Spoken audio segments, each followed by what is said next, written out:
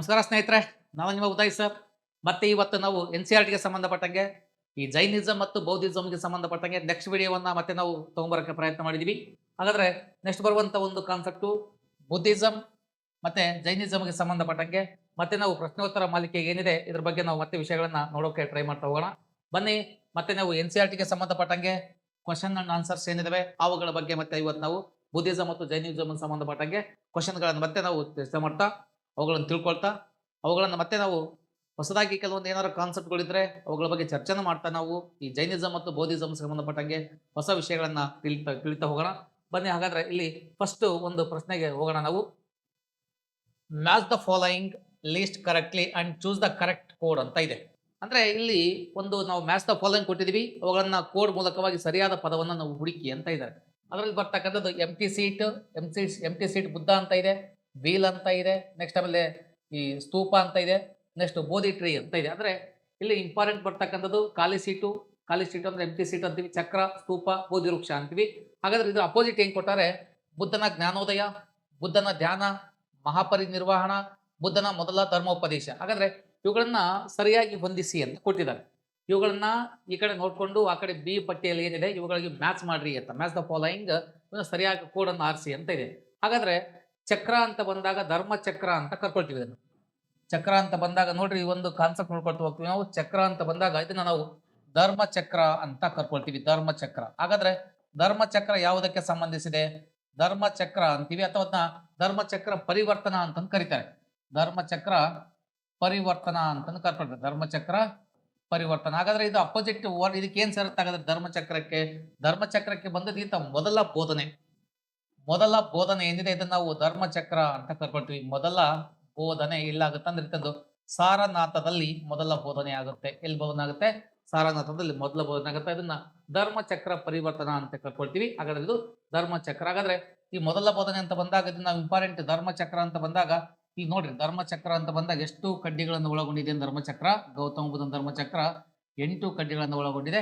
8 ಕಡ್ಡಿಗಳು ಏನನ್ನ ಸೂಚಿಸ್ತವೆ ಅಂದ್ರೆ ಇವು ಅಷ್ಟಾಂಗ ಮಾರ್ಗಗಳನ್ನು ಸೂಚಿಸ್ತವೆ. ಅದಕ್ಕೆ ಧರ್ಮಚಕ್ರ ಅಂತೀವಿ. ಹಾಗಾದ್ರೆ ಮೊದಲ ಬೋಧನೆ. ನೋಡಿ, ವಾಪಸ್ ಹೋಗಿ ಪ್ರಶ್ನೆಗೆ ನಾವು ನೋಡ್ತಾ ಹೋಗೋಣ. ಅಲ್ಲಿ ಧರ್ಮಚಕ್ರ ಅಂತ ಬಂದಾಗ ಮೊದಲ ಬೋಧನೆ, ಬುದ್ಧನ ಮೊದಲ ಧರ್ಮೋಪದೇಶ. ಹಾಗಾದ್ರೆ ಇದಿಗೆ ನೋಡಿ ಇಂಪಾರ್ಟೆಂಟ್ ಬಿಗೆ 4 ಇದೆ. ಬಿಗೆ 4 ಹುಡುಕ್ತಾ ಹೋಗಿ ಇಲ್ಲಿ ಆನ್ಸರ್ ಬಿ ನಮಗೆ ಸಿಗ್ತಾ ಇದೆ. ನೇರವಾಗಿ ಆನ್ಸರ್ ಬಿ ಸಿಕ್ಕಿದೆ, ಮತ್ತೆ ಹುಡುಕುವಂತ ಅವಶ್ಯಕತೆ ಇಲ್ಲ, ಬಾಕಿ ಈಸಿಯಾಗಿ ಆನ್ಸರ್ ಸಿಗುತ್ತೆ. ಯಾಕಂದ್ರೆ ಬಿಗೆ 4 ಸರಿ ಇದೆ ಅಂತ ಬಂದಾಗ ಬಿಗೆ 4 ಸರಿ ಇದೆ. ಹಾಗಾದ್ರೆ ಇದು ಒಂದೇ ಆನ್ಸರ್ ಆಗುತ್ತೆ. ಇದು ಒಂದು ಸಣ್ಣ ಕ್ಲೂ ಕೊಡುತ್ತೆ. ಆದ್ರೆ ಅದ್ರ ಮುಂದುವರಿದ ಭಾಗವಾಗಿ ನಾವೆಲ್ಲ ತಿಳ್ಕೊಬೇಕಾಗುತ್ತೆ. ಯಾಕಂದ್ರೆ ಎಕ್ಸಾಮ್ ಇದಲ್ಲ, ನಾವು ತಿಳ್ಕೊಬೇಕಾಗಿರೋದ್ರಿಂದ. ಎಕ್ಸಾಮ್ ಆದ್ರೆ ನೇರವಾಗಿ ಆನ್ಸರ್ ನಾನು ಏನ್ ಮಾಡ್ತಿದ್ದೆ, ಬಿ ಅಂತ ಹೇಳಿ ಹಾಕಿ ಕೈ ಬಿಡ್ತಿದ್ದೆ, ಬಾಕಿ ಇದನ್ನು ಓದಕ್ಕೆ ಹೋಗಿದ್ದಿಲ್ಲ. ಯಾಕಂದ್ರೆ ಪಕ್ಕ ನಮಗೆ ಇದು ಬಿಗೆ 4 ಇರೋದ್ರಿಂದ ಇದು ಪಕ್ಕ ಆನ್ಸರ್ ಅಂತ ತಿಳ್ಕೊಂಡ್ಬಿಡ್ತೀವಿ. ಬಟ್ ಇದು ಎಕ್ಸಾಮ್ ದೃಷ್ಟಿ ಎಲ್ಲ ಕಾರಣಕ್ಕಾಗಿ ನಾವು ಇದನ್ನ ತಿಳ್ಕೊಬೇಕಾಗಿದೆ ಇದನ್ನ. ಹಾಗಾದ್ರೆ ನೋಡ್ರಿ, ಸ್ತೂಪ ಅಂದ್ರೆ ಗೊತ್ತಿರಲಿ. ಸ್ತೂಪ ಅಂತ ಬಂದಾಗ ಇಂಪಾರ್ಟೆಂಟ್ ಆಗಿ ನಾವು ಕೆಲವೊಂದು ವಿಷಯಗಳು ನೋಡ್ತಾ ಹೋಗ್ತೀವಿ. ಸ್ತೂಪ ಅಂತ ಬಂದಾಗ ಇಲ್ಲಿ ಪ್ರಮುಖವಾಗಿ ಇಲ್ಲಿ ನೋಡ್ರಿ, ಸ್ತೂಪ ಅಂತ ಬಂದಾಗ ಈಗ ನಾವು ಕೆಲವೊಂದು ವಿಷಯಗಳು ನೋಡ್ತಾ ಹೋಗ್ತೀವಿ. ಸ್ತೂಪ ಅಂತ ಬರುತ್ತೆ, ಸ್ತೂಪಕ್ಕೆ ಸಂಬಂಧಪಟ್ಟಾಗೆ ಸ್ತೂಪ ಅಂತ ಕರ್ಕೊಳ್ತೀವಿ. ಸ್ತೂಪ. ಹಾಗಾದ್ರೆ ಸ್ತೂಪ ಅಂತ ಬಂದಾಗೇನು ನೋಡಿ, ಸ್ತೂಪ ಅಂತ ಬಂದಾಗ ಇಂಪಾರ್ಟೆಂಟ್ ಬುದ್ಧನ ದೇಹದ ಅವಶೇಷಗಳ ಮೇಲೆ ನಿರ್ಮಿಸಿದ ಗೋಳಾಕಾರದ ಗುಮ್ಮಟಾಕಾರದ ಬೃಹತ್ ಕಟ್ಟಡಗಳನ್ನ ಸ್ತೂಪ ಅಂತ ಸಾಂಚಿ ಸ್ತೂಪ. ನೋಡ್ರಿ ಇಂಪಾರ್ಟೆಂಟ್, ಬುದ್ಧನ ದೇಹದ ಅವಶೇಷಗಳ ಮೇಲೆ ನಿರ್ಮಿಸಿದ ಬುದ್ಧನ ದೇಹದ ಅವಶೇಷಗಳ ಮೇಲೆ ನಿರ್ಮಿಸಿದ ಗೋಳಾಕಾರದ ಗುಮ್ಮಟಾಕಾರದ ಬೃಹತ್ ಕಟ್ಟಡಗಳು ಅಂತ ಕರ್ಕೊಳ್ತೀವಿ. ಇವುಗಳನ್ನ ನಾವ್ ಹೆಂಗ್ ಕರ್ಕೊಳ್ತೀವಿ? ಸ್ತೂಪ ಅಂತ. ಉದಾಹರಣೆಯನ್ನು ಕಂಡುಬರೋದು ನಮಗೆ ಸಾಂಚಿ ಸ್ತೂಪ ವೆರಿ ಇಂಪಾರ್ಟೆಂಟ್ ಆಗುತ್ತೆ. ಯಾವ ಸ್ತೂಪ? ಸಾಂಚಿ ಸ್ತೂಪ ಇಂಪಾರ್ಟೆಂಟ್ ಸ್ತೂಪ ಅಂತೇಳಿ ಇದನ್ನ ಕರಿತಾ ಹೋಗ್ತೀವಿ. ಹಾಗಾದ್ರೆ ನಮಗೆ ಇದು ಆನ್ಸರ್ ಸಿಕ್ಕಿದೆ ಇಲ್ಲ? ಹಾಗಾದ್ರೆ ನೋಡ್ತಾ ಹೋಗೋಣ. ಇಲ್ಲಿ ಇಂಪಾರ್ಟೆಂಟ್ ಸ್ತೂಪ ಅಂದ್ರೆ ಏನು? ಇಲ್ಲಿ ಬುದ್ಧನ ಜ್ಞಾನೋದಯ, ಮಹಾಪರಿನಿರ್ವಾಣ, ಬುದ್ಧನ ಧ್ಯಾನ, ಮತ್ತೆ ಅದ್ರ ಜೊತೆಗೆ ಬರ್ತಕ್ಕಂಥದ್ದು ಇಲ್ಲಿ ಇಂಪಾರ್ಟೆಂಟ್ ಆಗಿ ಬುದ್ಧನ ಮೊದಲ ಉಪದೇಶ ಅಂತ ಇದೆ. ಹಾಗಾದ್ರೆ ಇಂಪಾರ್ಟೆಂಟ್ ಆಗಿ ಮಹಾಪರಿನಿರ್ವಾಣ ಅಂತ ಇದೆ. ಇಲ್ಲಿ ನೋಡ್ರಿ ಇಂಪಾರ್ಟೆಂಟ್ ಆಗಿ ಇಲ್ಲಿ ಮತ್ತೆ ವಿಷಯಕ್ಕೆ ಹೋಗೋಣ, ಆಮೇಲೆ ಮತ್ತೆ ತಿಳ್ಕೊಳ್ತಾ ಹೋಗೋಣ ನಾವು. ನೆಕ್ಸ್ಟ್ ಸ್ತೂಪ ಅಂತ ಇಂಪಾರ್ಟೆಂಟ್ ಸ್ತೂಪಕ್ಕೆ ಅಂತ ಬಂದಾಗ ನಮಗೆ ಬಿಗೆ ನೋಡ್ರಿ, ಇಲ್ಲಿ ಇಂಪಾರ್ಟೆಂಟ್ ಸಿ ಅಂತ ಬಂದಾಗ ಸಿಗೆ 3 ಅಂತ ಬಂದಾಗ ಮಹಾಪರಿನಿರ್ವಾಣ ಅಂದ್ರೆ ನಿಮ್ಗೆ ಹೇಳಿದ್ನಲ್ಲ, ಮರಣ ಹೊಂದಿರತಕ್ಕಂಥದಕ್ಕೆ ನಾವು ಹೆಂಗ್ ಕರಿತೀವಿ? ಮಹಾಪರಿನಿರ್ವಾಣ. ಒಂದು ಮರಣ ಹೊಂದಿದ ಪ್ಲೇಸ್ ಮೇಲೆ ಏನ್ ಕಟ್ತಾರೆ? ಕಟ್ಟಡಗಳನ್ನು ಕಟ್ತಾರೆ. ಅದಕ್ಕೆ ಮಹಾಪರಿನಿರ್ವಾಣ ಅನ್ನೋ ಪದವನ್ನು ನಾವು ನೋಡ್ತಾ ಹೋಗ್ತೀವಿ. ನೋಡ್ರಿ, ಮಹಾಪರಿನಿರ್ವಾಣ. ನೆಕ್ಸ್ಟ್ ಬರ್ತಕ್ಕಂಥ ಬೋಧಿ ವೃಕ್ಷ. ಹಾಗಾದ್ರೆ ಬೋಧಿ ವೃಕ್ಷ ಯಾವುದಕ್ಕೆ ಸಂಬಂಧಪಟ್ಟಿದೆ? ಈತ ಬೋಧಿ ವೃಕ್ಷ ಈತನ ಒಂದು ಬುದ್ಧನ ಜ್ಞಾನೋದಯಕ್ಕೆ ಸಂಬಂಧಪಟ್ಟಿದೆ. ಈತ ಒಂದು ಅರಳಿ ಮರ ಆಯ್ತು ಕೆಳಗೆ ಕೂತ್ಕೊಂಡ, ಈತ ತಪಸ್ಸನ್ನು ಕೂತ್ಕೊಂಡ, ಹಾಗಾಗಿ ಈತನಿಗೆ ಅಲ್ಲಿ ಜ್ಞಾನೋದಯ ಆಯ್ತು. ಹಾಗಾಗಿ ಇದನ್ನ ನಾವು ಬೋಧಿ ವೃಕ್ಷ ಅಂತೀವಿ. ಆ ಶ್ರೀಲಂಕಾದಲ್ಲಿ ಇದನ್ನ ಬೋ ಅಂತ ಕರೀತಾರೆ, ಮುಂದಿದು ಬೋಧಿ ವೃಕ್ಷವಾಗಿ ಕನ್ಸಿಡರ್ ಆಗುತ್ತೆ. ಇನ್ನು ಇಂಪಾರ್ಟೆಂಟ್ ಖಾಲಿ ಸೀಟ್ ಎಂ ಸಿಟಿ ಅಂತ ಬಂದಾಗ ಎಂ ಟಿ ಸೀಟ್ ಅಂತ ಬಂದಾಗ ಇಂಪಾರ್ಟೆಂಟ್ ಬುದ್ಧ ಧ್ಯಾನ ಮಾಡಿದ ಒಂದು ಪ್ಲೇಸ್, ಹಾಗಾಗಿ ಇದನ್ನ ಖಾಲಿ ಸೀಟ್ ಎಂ ಸಿ ಸೀಟ್ ಅಂತ ಕರಿತಾ ಹೋಗ್ತೀವಿ. ಹಾಗಾದ್ರೆ ಎಗೆ 2 ಸರಿ ಇದೆ, ಬಿಗೆ 4 ಸರಿ ಇದೆ, ಸಿಗೆ ಇಂಪಾರ್ಟೆಂಟ್ ಕಂಡು ಬರ್ತಕ್ಕಂಥದ್ದು 3 ಸರಿ ಇದೆ, ಸಿಗೆ 3. ಮತ್ತೆ ಇನ್ನ ಬೋಧಿ ವೃಕ್ಷ ಅಂತ ಬಂದಾಗ ಇಂಪಾರ್ಟೆಂಟ್ ಆಗಿ ಬುದ್ಧನ ಜ್ಞಾನೋದಯ ಅಂತ ಕರ್ಕೊಳ್ತೀವಿ. ಹಾಗಾಗಿ ಆನ್ಸರ್ ಬಂದು ನಮಗೆ ಬಿ ಇಲ್ಲಿ ಸರಿಯಾದ ಉತ್ತರ. ಅರ್ಥ ಮಾಡ್ಕೊಳ್ತಾ ಹೋಗಿ. ಖಾಲಿ ಸೀಟ್ ಅಂತ ಬಂದಾಗ ಬುದ್ಧ ಅಲ್ಲಿ ಧ್ಯಾನ ಕುತ್ಕೊಂಡಿದ್ದ, ಖಾಲಿ ಸೀಟ್ ಧ್ಯಾನ ಕುತ್ಕೊಂಡಿದ್ದ. ಚಕ್ರ ಅಂತ ಬಂದಾಗ ಧರ್ಮಚಕ್ರ ಪರಿವರ್ತನ ಅನ್ಕೊಂಡ್ವಿ, ಬುದ್ಧನ ಮೊದಲ ಧರ್ಮೋಪದೇಶ. ನೆಕ್ಸ್ಟ್ ಸ್ತೂಪ ಅಂತ ಬಂದಾಗ ಇಂಪಾರ್ಟೆಂಟ್ ಮಹಾಪರಿ ನಿರ್ವಾಣಕ್ಕೆ ಸಂಬಂಧಪಟ್ಟಿದ್ದು. ಬೋಧಿ ವೃಕ್ಷ ಅಂತ ಬಂದಾಗ ಬುದ್ಧನ ಜ್ಞಾನೋದಯ ಆದ ಪ್ಲೇಸ್ ಬೋಧಿ ವೃಕ್ಷ, ಬೋಧಗಯ ಆಗಿದೆ. ಬಿಹಾರದ 20 ಕಂಡು ಬರ್ತಕ್ಕಂಥ ಬೋಧಗಯ, ಆ ಒಂದು ಪ್ಲೇಸ್ ನಮಗೆ ಇದು ಸರಿಯಾದ ಉತ್ತರ ಆಗುತ್ತೆ. ಇಲ್ಲಿ ನಮಗೆ ವಿವರಣೆ ಕೊಟ್ಟಿದ್ದಾರೆ, ನಾವೇನು ಹೇಳ್ತಾ ಇದೀವಿ ಆ ವಿವರಣೆ ನಮಗೆ ಸರಿಯಾಗಿ ಕಂಡು ಬರುತ್ತೆ. ಹಾಗಾಗಿ ಮತ್ತೆ ಎಕ್ಸ್ಪ್ಲೇನ್ ಮಾಡುವಂತ ಅವಶ್ಯಕತೆ ನಮಗೆ ಇರೋದಿಲ್ಲ. ಹಾಗಾಗಿ ಈ ಆನ್ಸರ್ ನಮಗೆ ಸರಿಯಾಗಿರುತ್ತೆ. ಬನ್ನಿ ಮುಂದಿನ ಪ್ರಶ್ನೆಗೆ ಹೋಗೋಣ. ನಾವು ಮುಂದಿನ ಪ್ರಶ್ನೆಯನ್ನು ತಿಳ್ಕೊಳ್ತಾ ಹೋಗೋಣ. ಮುಂದಿನ ಪ್ರಶ್ನೆ ಬಂದು, which among the following Buddhist text declare the cattle to be giver of food, beauty and happiness and pleaded the their protection ಅಂತ ಇದೆ. ಅಂದ್ರೆ ಕೆಳಗಿನ ಈ ಬೌದ್ಧ ಗ್ರಂಥಗಳಲ್ಲಿ ದನಗಳನ್ನ ಕೊಡುವವರೆಂದು, ನೋಡ್ರಿ ಬಹಳ ಇಂಪಾರ್ಟೆಂಟ್ ಇದೆ ಈ ಪದ. ಈ NCERT ತುಂಬಾ ಒಂದು ಕಾನ್ಸೆಪ್ಟ್ ಅನ್ನು ತಗೊಳ್ತೀವಿ ನಾವು. ಲಾಸ್ಟ್ ಟೈಮ್ ಸಹಿತ ನೋಡಿದ್ರಿಂದ ದನಗಳನ್ನ ಕೊಡುವವರು ಅಂತ ಕರ್ಕೊಳ್ತೀವಿ. ಹಾಗಾದ್ರೆ ಘೋಷಿಸಲಾಗಿದೆ, ಆಹಾರ, ಸೌಂದರ್ಯ ಮತ್ತು ಸಂತೋಷ ಮತ್ತು ಅವರ ರಕ್ಷಣೆಗಾಗಿ ಮನವಿಯನ್ನ ಮಾಡಿದ್ದಾರೆ ಅಂತ. ಹಾಗಾದ್ರೆ ಈ ದನಗಳನ್ನ ಕೊಡುವವರೆಂದು ಕರೆಯಲಾಗಿದೆ. ಆಹಾರ, ಸೌಂದರ್ಯ, ಸಂತೋಷ. ನಮಗೆ ಆಹಾರವನ್ನ ಕೊಡುತ್ತೆ, ಸಂತೋಷವನ್ನ ಕೊಡುತ್ತೆ, ಸೌಂದರ್ಯವನ್ನ ಕೊಡುತ್ತೆ ಅಂತ ಹೇಳ್ಕೊಳ್ತಾ ಹೋಗ್ತೀವಿ. ಹಾಗಾದ್ರೆ ಅವುಗಳ ರಕ್ಷಣೆ ಮಾಡಬೇಕು ಅಂತ ಎಲ್ಲಿ ಅವುಗಳನ್ನ ನಾವು ನೋಡ್ತೀವಿ? ಈ ಒಂದು ನೋಡ್ರಿ, ದನಗಳನ್ನ ಕೊಡುವವರೆಂದು ಕರಿತೀವಿ, ಅವುಗಳನ್ನ ನಾವು ಆಹಾರ, ಸಂತೋಷ ಮತ್ತು ರಕ್ಷಣೆಗಾಗಿ ಅವನ್ನ ನಾವು ಮನವಿ ಮಾಡ್ತೀವಿ ಅಂತಂದ್ರೆ ಬಂದಾಗ ಎಲ್ಲಿ ಒಂದು ಪದ ಹೇಳ್ತೀವಿ ಅಂದ್ರೆ ನಾವು ಸುತ್ತ ಪೀಠಕ ಆಗಿದೆ. ಇದು ನಮಗೆ ಸುತ್ತ ಪೀಠಕ ಅಂತ ತಿಳ್ಕೊಬೇಕಾಗುತ್ತೆ. ಯಾವ ಪೀಠಕ? ಸುತ್ತ ಪೀಠಕ. ಸುತ್ತ ಪೀಠಕದಲ್ಲಿ ಇದರಲ್ಲಿ ಹೇಳಾಗುತ್ತೆ ಸುತ್ತ ಪೀಠಕ, ವಿನಯ ಪೀಠಕ, ಅಭಿಧಮ್ಮ ಪೀಠಕ. ದೀಪವಂಶದಲ್ಲಿ ನಮಗಿಲ್ಲ. ದೀಪವಂಶ, ಮಹಾವಂಶ ಇವು ಶ್ರೀಲಂಕಾದ ಬೌದ್ಧ ಸಾಹಿತ್ಯಗಳನ್ನು ಕೊಡ್ಕೊಳ್ತೀವಿ. ಹಾಗಾದ್ರೆ ಸುತ್ತ ಪೀಠಕದಲ್ಲಿ ಮಾಹಿತಿ ಏನಿದೆ? ದನಗಳನ್ನ ಕೊಡುವವರೆಂದು ಘೋಷಿಸಲಾಗಿದೆ. ಆಹಾರ, ಸೌಂದರ್ಯ ಮತ್ತು ಸಂತೋಷ ಮತ್ತು ಅವುಗಳನ್ನು ರಕ್ಷಣೆ ಮಾಡಬೇಕನ್ನೋ ಮಾಹಿತಿ ಎಲ್ಲಿದೆ ಅಂದ್ರೆ ಸುತ್ತ ಪೀಠಕದಲ್ಲಿ ಕಂಡುಬರುತ್ತೆ. ಸೊ ಸುತ್ತ ಪೀಠಕವನ್ನು ರಚನೆ ಮಾಡಿದ್ದಾರು? ಸುತ್ತ ಪೀಠಕ ರಚನೆ ಆಗಿದೆ ಅಲ್ಲಿ. ಸುತ್ತ ಪೀಠಕ ಮತ್ತು ವಿನಯ ಪೀಠಕ ಅನ್ನೋದು ಈ ಮೊದಲ ಒಂದು ಬೌದ್ಧ ಸಮ್ಮೇಳನದ ರಚನೆ ಆಗುತ್ತೆ. ಹಾಗಾಗಿ ಇದನ್ನ ರಚನೆ ಮಾಡಿರ್ತಕ್ಕಂಥ ವ್ಯಕ್ತಿ ಯಾರು ಅಂದ್ರೆ ಆನಂದ ಅಂತ ಕರ್ಕೊಳ್ತೀವಿ. ಸುತ್ತ ಪೀಠಕವನ್ನು ರಚನೆ ಮಾಡಿದ್ದಾರು ಆನಂದ ಅಂತೀವಿ. ಮತ್ತೇನ್ ಕಾನ್ಸೆಪ್ಟ್ ಇದೆ ಒಂದು ಸುತ್ತ ಪೀಠಕದಲ್ಲಿ? ಸುತ್ತ ಪೀಠಕದಲ್ಲಿ ಮತ್ತೇನ್ ಕಾನ್ಸೆಪ್ಟ್ ಅಂದ್ರೆ ಬುದ್ಧನ ಜೀವನ ಮತ್ತು ಬೋಧನೆಗಳನ್ನ ಇದು ಒಳಗೊಂಡಿದೆ. ಸುತ್ತ ಪೀಠಕ ಒಳಗೊಂಡಿರೋದು ಬುದ್ಧ ಜೀವನ ಮತ್ತು ಬೋಧನೆಗಳನ್ನ ಒಳಗೊಂಡಿರ್ತಕ್ಕಂಥದ್ದು. ಇನ್ನ ವಿನಯ ಪೀಠಕ ಅಂತ ಬಂದ ವಿನಯ ಪೀಠಕವನ್ನು ರಚನೆ ಮಾಡಿರ್ತಕ್ಕಂಥ ವ್ಯಕ್ತಿ ಯಾರಂದ್ರೆ ಉಪಾಲಿ ಅಂತೀವಿ. ಇದರಲ್ಲಿ ಕಂಡುಬರ್ತಕ್ಕಂಥ ಕಾನ್ಸೆಪ್ಟು ವಿನಯ ಪೀಠಕದಲ್ಲಿ ಇಂಪಾರ್ಟೆಂಟ್ ಏನ್ ಕಾನ್ಸೆಪ್ಟ್ ಕಂಡುಬರುತ್ತೆ ಅಂದ್ರೆ ಇಲ್ಲಿ ಬೌದ್ಧ ಸನ್ಯಾಸಿಗಳ ಸಾಮಾನ್ಯ ನಿಯಮಾವಳಿಗಳನ್ನ ವಿನಯ ಪೀಠಕ ಒಳಗೊಂಡಿದೆ. ಓಕೆ. ಇನ್ನು ಅಭಿಧಮ್ಮ ಪೀಠಕದಲ್ಲಿ ಮಾಹಿತಿ ಏನಂದ್ರೆ ಇದು 3ನೇ ಬೌದ್ಧ ಸಮ್ಮೇಳನದಲ್ಲಿ ರಚನೆ ಆಗಿದೆ ಅಭಿಧಮ್ಮ ಪೀಠಕ.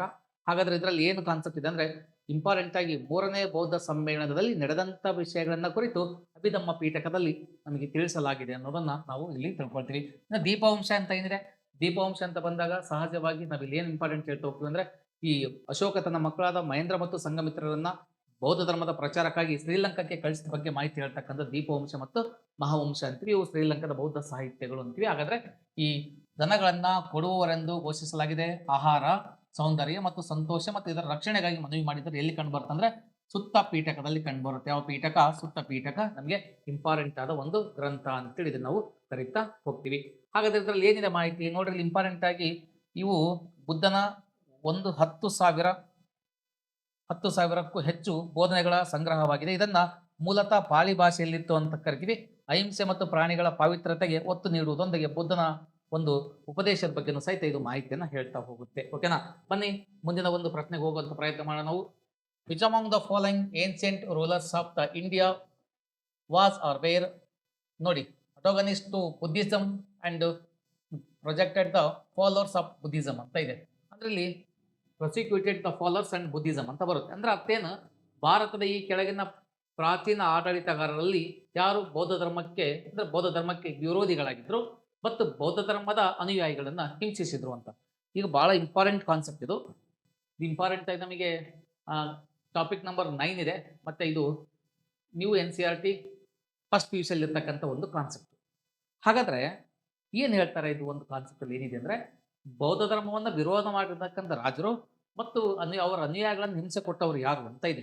ಇಲ್ಲಿ ಬರ್ತಾವಣ ನಾವು ಪುಷ್ಯಮಿತ್ರ ಶುಂಗ ಅಂತ ಇದೆ, ಮತ್ತೆ ಮೇಲೆ ನೆಕ್ಸ್ಟ್ ಮಿಹಿರಕುಲ ಅಂತ ಇದೆ, ಶಶಾಂಕ ಅಂತ ಇದೆ, ಮತ್ತೆ ಇವೆಲ್ಲವೂ ಅಂತ ಇದೆ. ಹಾಗಾದ್ರೆ ಪುಷ್ಯಮಿತ್ರ ಶುಂಗನು ಸಹಿತ ಸರಿಯಾಗಿದೆ, ಮಿಹಿರಕುಲ ಅಂತಾನು ಸಹಿತ ಸರಿಯಾಗಿದೆ, ಶಶಾಂಕ ಅಂತಾನು ಸಹಿತ ನಮ್ಗೆ ಸರಿಯಾಗಿದೆ. ಹಾಗಾದ್ರೆ ಅಂತರ್ ಇದು ಎಲ್ಲವೂ ಸರಿ ಅಂತ, ಎಲ್ಲವೂ ನಮಗೆ ಸರಿಯಾದ ಉತ್ತರ. ಅಂದ್ರೆ ಇವರು ಮೂರೂ ಜನನು ಸಹಿತ ಏನ್ ಮಾಡ್ತಾರೆ, ಬೌದ್ಧ ಧರ್ಮವನ್ನ ವಿರೋಧ ಮಾಡ್ತಾರೆ. ಸರ್ ಹಾಗಾದ್ರೆ ಏನಾಯ್ತು ಅಂತ ಬರೋಣ. ಪುಷ್ಯಮಿತ್ರ ಶುಂಗ ಹೆಂಗ್ ಸರ್? ಪುಷ್ಯಮಿತ್ರ ಶುಂಗದ ಬಗ್ಗೆ ನಾವು ಮಾತಾಡ್ತೋಗೋಣ. ಫಸ್ಟ್ ಪುಷ್ಯಮಿತ್ರ ಶುಂಗ, ಮಿಹಿರಕುಲ, ಶಶಾಂಕ ಇವ್ರ ಬಗ್ಗೆ ಸ್ವಲ್ಪ ನೋಡೋಣ, ನಾವು ಏನಿದೆ ವಿಷಯ ತಿಳ್ಕೊಳ್ಳೋಣ. ಹಾಗಾದ್ರೆ ಪುಷ್ಯಮಿತ್ರ ಶುಂಗ ಈತ ಬೌದ್ಧ ಧರ್ಮವನ್ನು ಯಾವ ರೀತಿ ವಿರೋಧ ಮಾಡ್ದ? ಪುಷ್ಯಮಿತ್ರ ಶುಂಗ ಅಂತೇಳಿ ಕರ್ಕೊಳ್ತಾ ಹೋಗ್ತೀವಿ. ಈ ಪುಷ್ಯಮಿತ್ರ ಶುಂಗ ಬಗ್ಗೆ ಮಾತಾಡ್ಬೇಕಂದ್ರೆ ಈತ ಮೂಲತಃ ಒಬ್ಬ ಬ್ರಾಹ್ಮಣ. ಪುಷ್ಯಮಿತ್ರ ಶುಂಗ ಮೂಲತಃ ಒಬ್ಬ ಬ್ರಾಹ್ಮಣನಾಗಿದ್ದ. ಓಕೆ, ಹಾಗಾದ್ರೆ ಈತ ಹೆಂಗ್ ಸರ್ ಈತ ನೋಡಿ, ಇಂಪಾರ್ಟೆಂಟ್ ಆಗಿ ಈ ಮೌರ್ಯ ಸಂತತಿಯಲ್ಲಿ ಕೊನೆ ರಾಜ ಬೃಹದ್ರಥ ಅಂತ ಬರ್ತಾನೆ. ಮೌರ್ಯ ಸಂತತಿಯ ಕೊನೆಯ ರಾಜ ಬೃಹದ್ರಥ. ಈತನ ವಿರುದ್ಧ ಈತ ಮೂಲತಃವಾಗಿ ಬೃಹದ್ರಥನಿಗೆ ದಂಡನಾಯಕನಾಗಿದ್ದ ಪುಷ್ಯಮಿತ್ರ ಶುಂಗ. ಈತ ದಂಗೆ ಎದ್ದು ಬೃಹದ್ರಥನನ್ನ ಸೋಲಿಸಿ ಸಾಯಿಸಿ, ಈತ ಏನ್ ಮಾಡ್ತಾನೆ, ಈ ವ್ಯಕ್ತಿ ಬೃಹದ್ರಥನ ಸೋಲಿಸಿ ಸಾಯಿಸಿ ಒಂದು ಕ್ರಾಂತಿಯನ್ನ ಮಾಡ್ತಾನೆ. ಅದನ್ನ ನಾವು ಶುಂಗ ಕ್ರಾಂತಿ ಅಂತ ಕರ್ಕೊಳ್ತೀವಿ. ಯಾವ ಕ್ರಾಂತಿ? ಶುಂಗ ಕ್ರಾಂತಿ ಅಂತ ಕರ್ಕೊಳ್ತೀವಿ. ಮತ್ತ ಜೊತೆಗೆ ನಾವು ಇದನ್ನ ಈ ಒಂದು ಬ್ರಾಹ್ಮಣ ಕ್ರಾಂತಿ ಅಂತ, ಯಾಕಂದ್ರೆ ಈತ ಮೂಲತಃ ಬ್ರಾಹ್ಮಣದ ಕಾರಣಕ್ಕಾಗಿ ಇದನ್ನ ನಾವು ಬ್ರಾಹ್ಮಣ ಕ್ರಾಂತಿ ಅಂತ ಕರ್ಕೊಳ್ತೀವಿ. ಬ್ರಾಹ್ಮಣ ಕ್ರಾಂತಿ. ಹಾಗಾದ್ರೆ ಈತ ಮೂಲತಃವಾಗಿ ಬ್ರಾಹ್ಮಣನಾದ ಕಾರಣಕ್ಕಾಗಿ ಜೈನ ಧರ್ಮವನ್ನು ಈತ ವಿರೋಧ ಮಾಡ್ದ ಅಂತೇಳಿ ಇದನ್ನ ನಾವು ಕರಿತಾ ಹೋಗ್ತೀವಿ. ಯಾವ್ದನ್ನು ವಿರೋಧ ಮಾಡ್ದ? ಜೈನ ಧರ್ಮವನ್ನ ವಿರೋಧ ಮಾಡ್ತಾನೆ. ಹಾಗಾದ್ರೆ ಮತ್ತೆ ವಿಷಯಕ್ಕೆ ಹೋಗೋಣ. ಮಿಹಿರಕುಲ ಅಂತಾನೆ. ಈ ಮಿಹಿರಕುಲನ ಬಗ್ಗೆನೂ ಸಹಿತ ಮಾತಾಡ್ಬೇಕಂದ್ರೆ ಈ ವ್ಯಕ್ತಿನೂ ಸಹಿತ ಇಂಪಾರ್ಟೆಂಟ್. ಮಿಹಿರಕುಲ ಅನ್ನೋ ವ್ಯಕ್ತಿ ಈತನು ಸಹಿತ ಹೂಣರ ಒಬ್ಬ ರಾಜನಾಗಿದ್ದ. ಈತ ಅನೇಕ ಬಾರಿ ಈ ಒಂದು ಬೌದ್ಧ ಧರ್ಮದವರಿಗೆ ಈತ ಏನ್ ಮಾಡ್ತಾ ಇದ್ದ, ಈತ ಇಂಪಾರ್ಟೆಂಟ್ ಆಗಿ ಬೌದ್ಧ ಧರ್ಮದವರಿಗೆ ಇದು ಹಿಂಸೆಗಳನ್ನ ಕೊಡ್ತಾ ಇದ್ದ. ಕ್ಷಮಿಸಿ, ಜೈನ ಧರ್ಮದವರೆಲ್ಲ ಬೌದ್ಧ ಧರ್ಮರಿಗೆ ಏನ್ ಮಾಡ್ತಾ ಇದ್ದ, ಹಿಂಸೆಯನ್ನ ಕೊಡ್ತಾ ಇದ್ದ ಅಂತ ಕರ್ಕೊಳ್ತೀವಿ. ಹಾಗಾದ್ರೆ ಮತ್ತೆ ಇಂಪಾರ್ಟೆಂಟ್ ಮತ್ತೊಂದು ಕಾನ್ಸೆಪ್ಟ್ ಇದೆ ನಿಮಗೆ ಇಲ್ಲಿ, ಶಶಾಂಕ ಅಂತ ಇದ್ದಾನೆ. ಶಶಾಂಕ. ಹಾಗಾದ್ರೆ ಈ ವ್ಯಕ್ತಿ ಸಹಿತ ಶಶಾಂಕ ಅಂತ, ಗೌಡಹದ ಶಶಾಂಕ ಅಂತ ಕರ್ಕೊಳ್ತೀವಿ. ಗೌಡಹದ ಶಶಾಂಕ.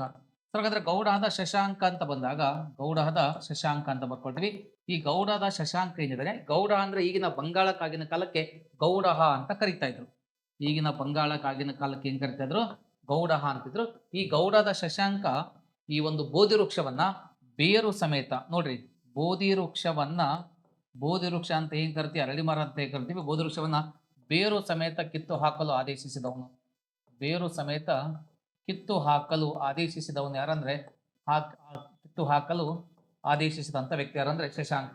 ಹಾಗಾಗಿ ಈ ಒಂದು ಬೌದ್ಧ ಧರ್ಮದ ಅನುಯಾಯಿಗಳನ್ನು ತುಂಬಾ ಶಿಕ್ಷೆಗೊಳಪಡಿಸ್ತಾನೆ, ತುಂಬಾ ಕಿರುಕುಳ ಕೊಡ್ತಾನೆ. ಹಾಗಾದ್ರೆ 3 ಜನ, ಪುಷ್ಯಮಿತ್ರ ಶುಂಗ ಆಗಿರ್ಬೋದು, ಮತ್ತೆ ಮಿಹಿರಕುಲ ಆಗಿರ್ಬೋದು, ಗೌಡದ ಶಶಾಂಕ ಆಗಿರ್ಬೋದು, ಈ 3 ಜನ ಈ ಒಂದು ಬೌದ್ಧ ಧರ್ಮವನ್ನು ತುಂಬಾ ವಿರೋಧ ಮಾಡ್ತಾರೆ ಅಂತೇಳಿ ನಾವು ತಿಳ್ಕೊಳ್ತಾ ಹೋಗ್ತೀವಿ. ಬನ್ನಿ ಸ್ನೇಹಿತರೆ, ಮುಂದಿನ ಒಂದು ಪ್ರಶ್ನೆಗೆ ನಾವು ಹೋಗುವಂತ ಪ್ರಯತ್ನ ಮಾಡೋಣ. Which among the following statements is incorrect regarding the Vardhamana Mahavira ಅಂತ. ಅಂದ್ರೆ ಲೈಫ್ ಆಫ್ ವರ್ಧಮಾನ ಮಹಾವೀರ ಅಂದ್ರೆ ವರ್ಧಮಾನ ಮಹಾವೀರನ ಜೀವನ ಬಗ್ಗೆ ಕೆಳಗಿನ ಯಾವ ಹೇಳಿಕೆಗಳು ತಪ್ಪಾಗಿದೆ ಅಂತ ಹೇಳ್ತಾರೆ. ಬಹಳ ಚೆನ್ನಾಗಿ ಹೇಳ್ತಾರೆ. ಹಾಗೆ ವರ್ಧಮಾನ ಮಹಾವೀರನ ಲೈಫ್ ನಮಗೆ ಗೊತ್ತಿರಬೇಕು, ಅವಾಗಲೇ ನಮಗೆ ಯಾವ್ದು ತಪ್ಪಾಗಿದೆ ಯಾವ್ದು ಸರಿಯಾಗಿದೆ ಅಂತ ನೋಡ್ಕೊಳ್ತೀವಿ. ಫಸ್ಟ್ ಕ್ವಶನ್ ಬಂದು, ಅವರು ವೈಶಾಲಿಯ ಬಳಿ ಹಳ್ಳಿಯಲ್ಲಿ ಕ್ರಿಸ್ತಪೂರ್ವ 540ರಲ್ಲಿ ಜನಿಸ್ತಾರೆ. ಖಂಡಿತವಾಗಿ ಇದು ಕಾಲಮಾನ ಏನಿದೆ ನಮಗೆ ಇಲ್ಲಿ 599 ಇಂದ 527 ಅಂತ ಕೆಲವೊಂದು ತೋರ್ತೀವಿ. ಇದು NCERT ಅಲ್ಲಿ ಇವರ ಕಾಲಮಾನ 540 ಅಂತ ಕೊಟ್ಟಿದ್ದಾರೆ. ಹಾಗಾಗಿ ಕಡೆ 599 ಅಂತ, ಹಾಗಾಗಿ ನಮಗೆ ಇದು ಕಾಲಮಾನ ಕ್ಲಿಯರೆನ್ಸ್ ಇಲ್ಲ. ಹಾಗಾಗಿ ನಾವು 6ನೇ ಶತಮಾನ ಅಂತ ಕರ್ಕೊಂಡ್ಬಿಡ್ತೀವಿ. ಸರಿ ಇದೆ. ಎಸ್, ಏನು ತಪ್ಪಾಗಿದ್ದ ಬಗ್ಗೆ ಕೇಳಿದ್ರೆ ಮುಂದೆ ಹೋಗೋಣ. ಅವರು ತಂದೆ ಕಪಿಲವಸ್ತುವಿನ ಶಾಕ್ಯ ಕುಲದ ಮುಖ್ಯಸ್ಥನಾಗಿದ್ದ ಅಂತ. ಖಂಡಿತವಾಗಿದ್ದು ತಪ್ಪಾಗುತ್ತೆ. ಯಾಕಂದ್ರೆ ಅವರಪ್ಪ ಏನಿದ್ರೆ ಕಪಿಲವಸ್ತುವಿಗೆ ಸಂಬಂಧಪಟ್ಟಂತ ವ್ಯಕ್ತಿ ಅಲ್ಲ. ಯಾರಂದ್ರೆ ಇವರ ತಂದೆ ಸಿದ್ಧಾರ್ಥ ಅಂತ. ಇವರ ತಂದೆ ಯಾರು? ಸಿದ್ಧಾರ್ಥ ಅಂತ ಈತ ಕಪಿಲವಸ್ತುವಿಗೆ ಸಂಬಂಧಪಟ್ಟಂತ ವ್ಯಕ್ತಿ ಆಗಿರಲಿಲ್ಲ. ಮತ್ತೆ ಈತ ಶಾಕ್ಯ ಕುಲದ ವ್ಯಕ್ತಿ ಅಲ್ಲ, ಗೌತಮ ಬುದ್ಧ ಶಾಕ್ಯ ಕುಲದ ವ್ಯಕ್ತಿ ಆಗಿದ್ದ. ಹಾಗಾಗಿ ಮತ್ತೆ ಇವ್ರದ್ದು ಕುಲ ಯಾವುದು? ಜ್ಞಾತ್ರಿಕ ಕುಲ ಅಂತ ಕರ್ಕೊಳ್ತೀವಿ. ಜ್ಞಾತ್ರಿಕ ಕುಟುಂಬ ಅಥವಾ ಜ್ಞಾತ್ರಿಕ, ನೋಡಿ ಈತ ಜ್ಞಾತ್ರಿಕ ಪಂಗಡ ಅಂತ ಕರ್ಕೊಳ್ತೀವಿ. ಯಾವ ಪಂಗಡ? ಜ್ಞಾತ್ರಿಕ ಪಂಗಡಕ್ಕೆ ಸೇರಿದಂತ ವ್ಯಕ್ತಿ ಆಗಿದೆ ಇವರ ತಂದೆ. ಹಾಗಾಗಿ ಇದು ನಮಗೆ ರಾಂಗ್ ಆಗುತ್ತೆ, ಇದು ನಮಗೆ ಖಂಡಿತವಾಗಿ ರಾಂಗ್ ಆಗುತ್ತೆ. ಹಾಗಾಗಿ ಇದು ತಪ್ಪಿದೆ. ಮತ್ತೆ ವಿಷಯಕ್ಕೆ ಹೋಗೋಣ ನಾವು. ಅವರ ತಾಯಿ ಲಿಚ್ಚವಿಯ ರಾಜಕುಮಾರಿ. ಖಂಡಿತವಾಗಿ ಅವರ ತಾಯಿ ಲಿಚ್ಚವಿಯ ರಾಜಕುಮಾರಿ.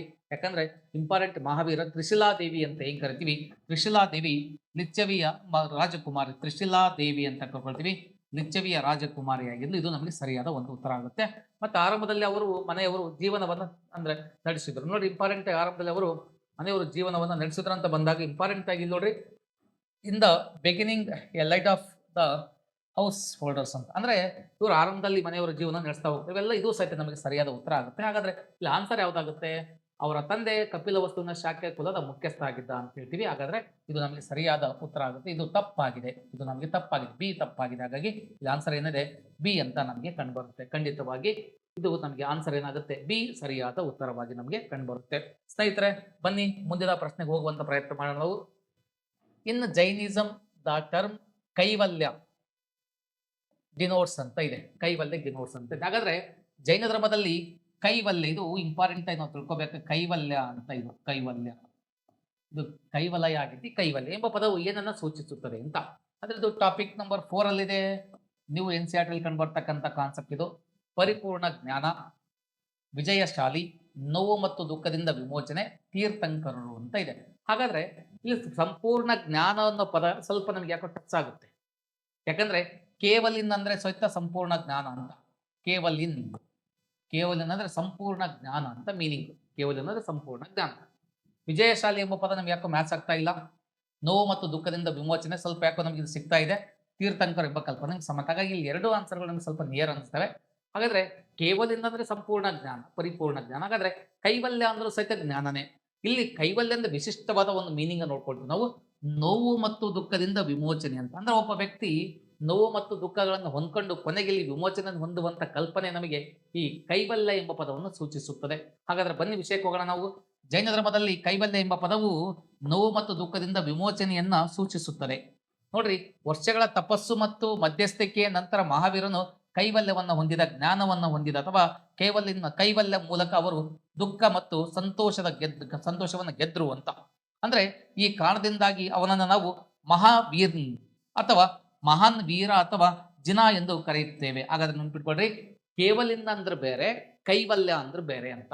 ಹಾಗಾದ್ರೆ ಕೇವಲಿಂದ ಅಂದ್ರೆ ಸಂಪೂರ್ಣ ಜ್ಞಾನ ಎಂಬ ಪದವನ್ನು ಸೂಚಿಸುತ್ತದೆ. ಕೈವಲ್ಯ ಎಂಬ ಪದ ನೋವು ಮತ್ತು ದುಃಖದಿಂದ ವಿಮೋಚನೆಯನ್ನು ಸೂಚಿಸುತ್ತದೆ. ಬಹಳ ಇಂಪಾರ್ಟೆಂಟ್ ಆಗುತ್ತೆ. ಡಿಫ್ರೆನ್ಸ್ ಏನೇನಿದೆ ಅಂತ ನಾವು ಅದನ್ನ ಚೆನ್ನಾಗಿ ಅರ್ಥ ಮಾಡ್ಕೋಬೇಕು. ಯಾಕಂದ್ರೆ ಸಣ್ಣ ಸಣ್ಣ ವಿಷಯಗಳನ್ನ ಇಟ್ಕೊಂಡು ಪ್ರಶ್ನೆ ಕೇಳ್ತಾ ಹೋದಾಗ ಆ ಸಣ್ಣ ಸಣ್ಣ ವಿಷಯಗಳಿಂದ ನಾವು ಇಂಪಾರ್ಟೆಂಟ್ ಆಗಿ ಬಿಡಿ ವಿಷಯಗಳಿಂದ ಇಡಿಯಾದ ವಿಷಯಗಳ ಕಡೆ ಹೋಗಬೇಕಾಗುತ್ತೆ. ಸರಳತೆಯಿಂದ ನಾವು ಕಠಿಣದ ವಿಷಯಗಳಿಗೆ ಹೋಗಬೇಕಾಗುತ್ತೆ. ಹಾಗಾಗಿ ಕೇವಲಿನ ಅಂದ್ರೆ ಬೇರೆ ಇದೆ, ಕೈವಲ್ಯ ಅಂದ್ರೆ ಬೇರೆ ನಮಗೆ ತೋರಿಸುತ್ತದೆ. ಹಾಗಾದ್ರೆ ನೋವು ಮತ್ತು ದುಃಖದಿಂದ ವಿಮೋಚನೆಯನ್ನ ನಮಗೆ ಈ ಪದವನ್ನು ತೋರಿಸುತ್ತದೆ. ಹಾಗಾದ್ರೆ ಬನ್ನಿ ಮುಂದಿನ ಒಂದು ಪ್ರಶ್ನೆಗೆ ಹೋಗುವಂತ ಪ್ರಯತ್ನ ಮಾಡೋಣ. With reference to the Jainism which one of the following statements is correct ಅಂತ.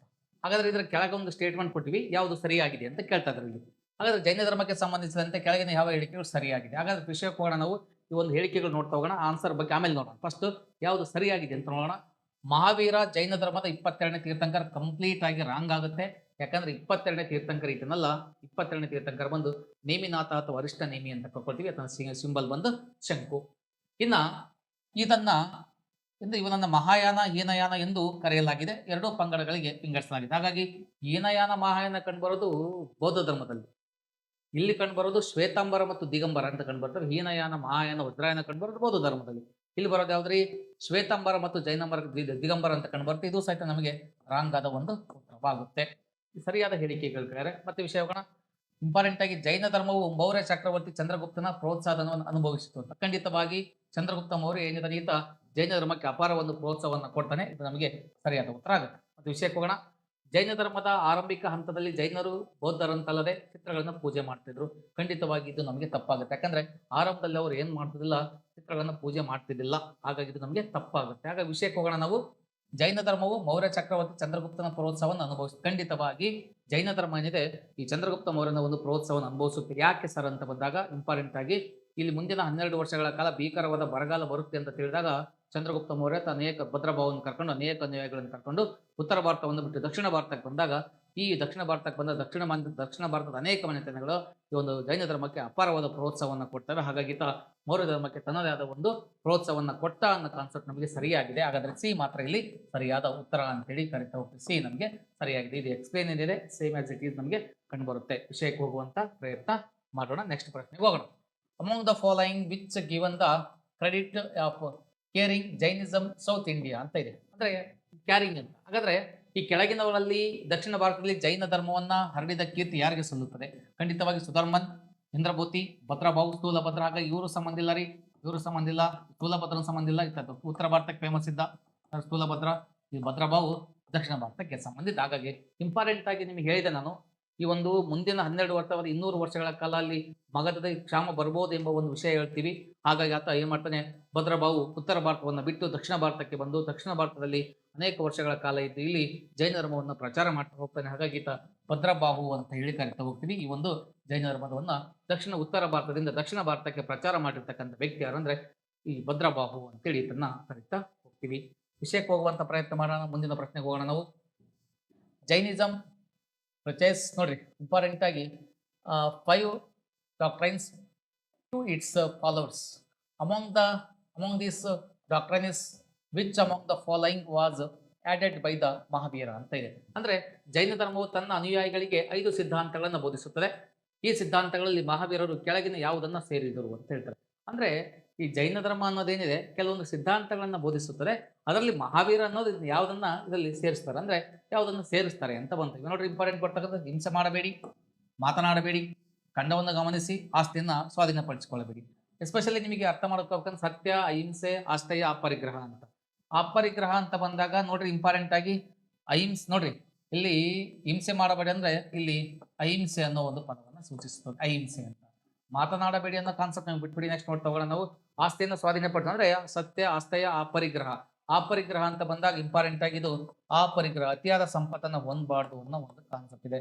ಇನ್ನ ಖಂಡವನ್ನ ಗಮನಿಸಿ ಅಂದ್ರೆ ನಮ್ಮ ಪ್ರಕಾರ ಬ್ರಹ್ಮಚರ್ಯ ಪದವನ್ನ ಇದು ಸೂಚಿಸುತ್ತದೆ. ಯಾವ್ದ್ರೆ ಈ ಬ್ರಹ್ಮಚರ್ಯ ಪದವನ್ನು. ಹಾಗಾಗಿ ಸಿ ಆನ್ಸರ್ ಏನಿದೆ ಇದನ್ನು ಸರಿಯಾಗಿದೆ. ಹಾಗಾಗಿ ಸತ್ಯ, ಅಹಿಂಸೆ, ಆಸ್ತೆ. ನೋಡ್ರಿ, ಇಲ್ಲಿ ಸ್ವಲ್ಪ ನಾವು ವಿಷಯಕ್ಕೆ ಹೋಗೋಣ. ನಾವು ವಿಷಯ ತಿಳ್ಕೊಳ್ತಾ ಹೋಗೋಣ. ಇಲ್ಲಿ ಜೈನ ಧರ್ಮದಲ್ಲಿ ಪಂಚರತ್ನಗಳು ಅಂತ ಕರ್ಕೊಳ್ತೀವಿ. ಒಂದು ಸತ್ಯ ಅಂತ, ಮತ್ತೊಂದು ಅಹಿಂಸೆ ಅಂತ ಬರುತ್ತೆ, ಮತ್ತೊಂದಾದ್ರೆ ಅಹಿಂಸೆ. ಸತ್ಯ ಅಂತ ಬಂದಾಗ ಇಲ್ಲಿ ನೋಡ್ರಿ, ನಿಮ್ಗೆ ಇಂಪಾರ್ಟೆಂಟ್ ಕಾಣುತ್ತೆ ನಿಮಗೆ. ಮಾತನಾಡಬೇಡಿ ಅಂದ್ರೆ ಸುಳ್ಳನ್ನ ಮಾತನಾಡಬೇಡಿ ಎಂಬ ಪದ ನಮಗೆ ಸೂಚಿಸುತ್ತದೆ. ಓಕೆನಾ? ಮತ್ತೆ ವಿಷಯಕ್ಕೆ ಹೋಗೋಣ ನಾವು. ಅಹಿಂಸೆ, ಸತ್ಯ, ಅಹಿಂಸೆ. ಆಸ್ತೇಯ ಅಂದ್ರೆ ಆಸ್ತೆಯಿಂದ ಕದಿಯದಿರುವುದು ಅಂತ, ಬೇರೆಯವ್ರ ವಸ್ತುಗಳನ್ನು ಕದಿಬಾರ್ದು ಅಂತ ಹೇಳ್ತೀವಿ. ಇನ್ನೊಂದು ಅಪರಿಗ್ರಹ ಅಂತೇಳಿ ಕರ್ಕೊಳ್ತೀವಿ. ಅಪರಿಗ್ರಹ ಅಂತ ಕರ್ಕೊಳ್ತೀವಿ. ಮತ್ತೊಂದು ಬ್ರಹ್ಮಚರ್ಯ ಅಂತ ಕರ್ಕೊಳ್ತೀವಿ. ಬ್ರಹ್ಮಚರ್ಯ ಅಂದ್ರೆ ಅದು ವರ್ಧಮಾನ ಮಹಾವೀರನಿಗೆ ಸಂಬಂಧಪಟ್ಟಿದೆ. ಹಾಗಾದ್ರೆ ಆರಂಭದ 4 ಏನಿದಾವೆ, ಆರಂಭದ 4 ಇವು ಪಾರ್ಶ್ವನಾಥನಿಗೆ ಸಂಬಂಧಪಟ್ಟಂಗೆ ಒಂದು ಹೇಳಿಕೆಗಳಾಗ್ತವೆ, ಪಾರ್ಶ್ವನಾಥನ ಒಂದು ಬೋಧನೆಗಳಾಗ್ತವೆ.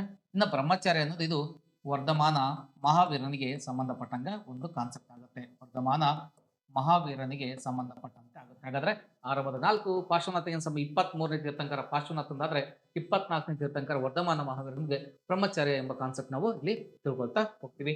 ಬನ್ನಿ ಸ್ನೇಹಿತರೆ, ಮುಂದಿನ ಒಂದು ಪ್ರಶ್ನೆಗೆ ಹೋಗೋಣ ನಾವು. ನೋಡಿ, salvation of place of Mahavir. ನೋಡಿ, ಮಹಾವೀರ್ ಜಿ ದ ಒರಿಜಿನಲ್. ನೋಡಿ, ಇಂಪಾರ್ಟೆಂಟ್ ಆಗಿ originator to Jain religion is the located at ಅಂತ ಇದೆ. ಅಂದ್ರೆ ಜೈನ ಧರ್ಮದ ಜನಕ ಮಹಾವೀರಜಿ ಇವರು ಮೋಕ್ಷ ಸ್ಥಳದಲ್ಲಿರಿ ಅಂತ. ಅಂದ್ರೆ ಇವರಿಗೆ ಮೋಕ್ಷ ಸಿಕ್ಕಿದ್ದಲ್ಲಿ ಅಂದ್ರೆ ಇಟ್ ಮೀನ್ಸ್ ಮರಣ ಹೊಂದಿದ್ದಲ್ಲಿ ಅಂತ ನಾವು ನೋಡ್ಕೊಳ್ತೀವಿ. ಹಾಗಾದ್ರೆ ಮ್ಯಾನರ್, ರಾಜಗಿರ್, ಪಾವಪುರಿ, ಬಂದರ್ ರಸ್ತೆ ಅಂತ ಇದೆ. ನೇರವಾಗಿ ಹೇಳ್ಬೇಕಂದ್ರೆ ಬಿಹಾರದ ಪಾವಪುರಿ ಏನಿದೆ ನಮಗೆ ನೇರವಾದ ಆನ್ಸರ್ ಬಿಹಾರದ ಪಾವಪುರಿ ಅಂತ ಕರ್ಕೊಳ್ತೀವಿ. ಬಿಹಾರದ ಪಾವಪುರಿಯಲ್ಲಿ ಇವರು ಜಿನೈಕ್ಯನಾಗ್ತಾರೆ, ಮರಣ ಹೊಂದಿದ್ದಾರೆ. ಅಂದ್ರೆ ಇವರು ತಮ್ಮ 77ನೇ ವಯಸ್ಸಲ್ಲಿ ಇವರು ಏನ್ ಮಾಡ್ತಾರೆ, ಬಿಹಾರದ ಪಾವಪುರಿಯಲ್ಲಿ ಮರಣ. ನೋಡ್ರಿ, ಜೈನ ಧರ್ಮದ ಮೂಲ ಮಹಾವೀರಜಿಯವರು ಮೋಕ್ಷ ಸ್ಥಳವು ಪಾವಪುರಿಯಲ್ಲಿ. ಹಾಗಾದ್ರೆ ಇದು ಪಾವಪುರಿ ಕಂಡುಬರೋದಲ್ಲಿ ಬಿಹಾರದಲ್ಲಿ ಕಂಡುಬರುತ್ತೆ. ನೋಡ್ರಿ, ಕ್ವಶನ್ಸ್ ಬಹಳ ಚೆನ್ನಾಗಿ ಕೇಳ್ತಾರೆ. ಯಾಕಂದ್ರೆ 2024 ಒಂದು GPSR ಅಲ್ಲಿ ಒಂದು TETಗೆ ಸಂಬಂಧಪಟ್ಟ ಪ್ರಶ್ನೆ ಕೇಳಿದ್ರು.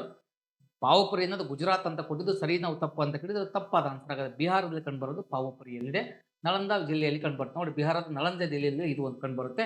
ಮತ್ತೆ ಜೈನ ಧರ್ಮದ ಕೊನೆಯ ತೀರ್ಥಂಕರಾಗಿರ್ತಕ್ಕಂಥ ಮಹಾವೀರ ಕ್ರಿಸ್ತಪೂರ್ವ 468 ರಲ್ಲಿ ಇವರು 72ನೇ ವಯಸ್ಸಿನಲ್ಲಿ ಏನಾಗ್ತಾರೆ, ನಿಧನರಾದರು ಅನ್ನೋದನ್ನ ನಾವು ಇಲ್ಲಿ ನೋಡ್ಕೊಳ್ತೇವೆ. NCERT ಅಲ್ಲಿ ಸ್ವಲ್ಪ ಕಾಲಮಾನ ಮತ್ತು DSRT ಅಲ್ಲಿ ಇವರ ಒಂದು ಕಾಲಮಾನ ಸ್ವಲ್ಪ ಚೇಂಜಸ್ ಆಗುತ್ತೆ. ಹಾಗಾಗಿ ಗೌತಮ ಬುದ್ಧ ಮತ್ತು ಮಹಾವೀರರಿಗೆ ಸಂಬಂಧಪಟ್ಟಂಗೆ ಟೋಟಲ್ ಆಗಿ ಸಾಮಾನ್ಯ ಶಕ ಪೂರ್ವ 6ನೇ ಶತಮಾನ ಅಂತ ಕರ್ಕೊಂಡ್ಬಿಡ್ತೀವಿ ಇವರ ಒಂದು ಕಾಲಮಾನ. 6ನೇ ಶತಮಾನ. ಯಾಕಂದ್ರೆ ಸ್ಟೇಟ್ ಮತ್ತು NCERT ಮತ್ತು DSRTಗಳು ಸ್ವಲ್ಪ ಕಾಲಮಾನ ಚೇಂಜಸ್ ಹೇಳ್ತವೆ. ಆ ಕಾರಣಕ್ಕೋಸ್ಕರ ನಾವು ಕಾಲಮಾನ ಎಕ್ಯುರೇಟ್ ಇರಲ್ಲ ನಮ್ಗೆ ಇಲ್ಲಿ, ಅಂದಾಜು ನಾವು ತಗೊಳ್ತೀವಿ. ಹಾಗಾಗಿ ಸಾಮಾನ್ಯ ಶಕ ಪೂರ್ವ 6ನೇ ಶತಮಾನ ಅಂತೇಳಿ ಇದನ್ನು ನಾವು ಕರಿತಾ ಹೋಗ್ತೀವಿ. ಹಾಗಾದ್ರೆ ಮರಣ ಹೊಂದಿದ್ದು ಮೋಕ್ಷ ಇರ್ತಕ್ಕಂಥ ಪ್ಲೇಸು ಬಿಹಾರದ ಪಾವಪುರಿ ಅಂತೇಳಿ ನಾವು ಕರಿತಾ ಹೋಗ್ತೀವಿ, ಬಿಹಾರದ ಪಾವಪುರಿ. ಬನ್ನಿ ಮುಂದಿನ ಪ್ರಶ್ನೆಗೆ ಹೋಗುವಂತ ಪ್ರಯತ್ನ ಮಾಡೋಣ.